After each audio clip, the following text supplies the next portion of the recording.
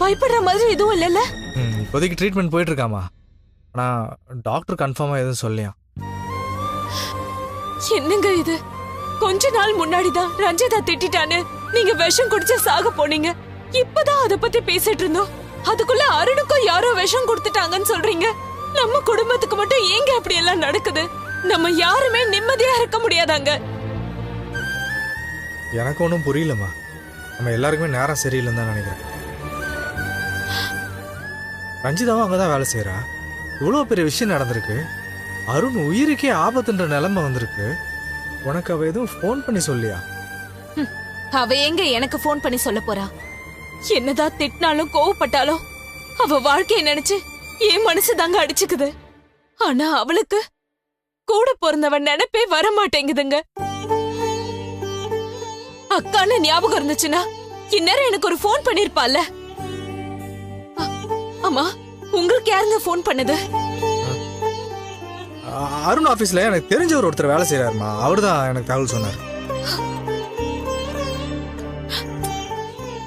அருணால ரஞ்சிதாவுக்கு எந்த நல்லதுமே நடக்கலங்க. வீட்டை எதிர்த்துக்கிட்டு அவரால ரஞ்சிதாவோட வாழவும் முடியல. ஆனாலும் ரஞ்சிதா அவர் மேல உயிரா இருக்கா. அவரும் நல்ல மனுஷன் தாங்க. ஆனா உறுதியா ஒரு முடிவெடுக்க தெரியாம அல்லாடிக்கிட்டு இருக்காரு.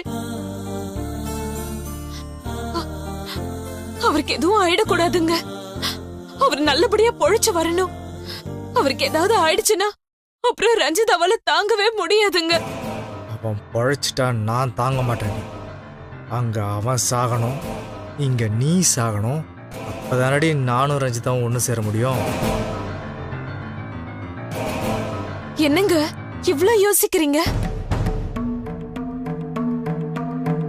ரஞ்சிதா வாழ்க்கையில திடீர்னு இப்படி ஒரு பிரச்சனை வந்திருக்கு பாத்தியா?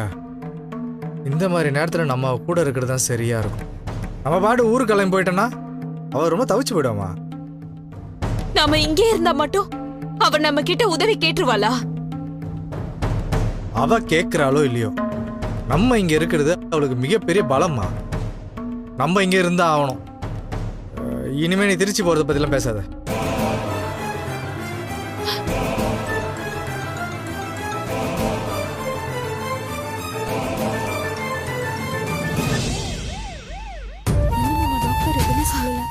அழாத ரஞ்சிதா, அருணுக்கு ஒண்ணும் ஆகாது. நீ கவலைப்படாம இரு. ரொம்ப நேரம் ஆச்சு. டாக்டர் இப்ப வந்துருவாரு ரஞ்சிதா.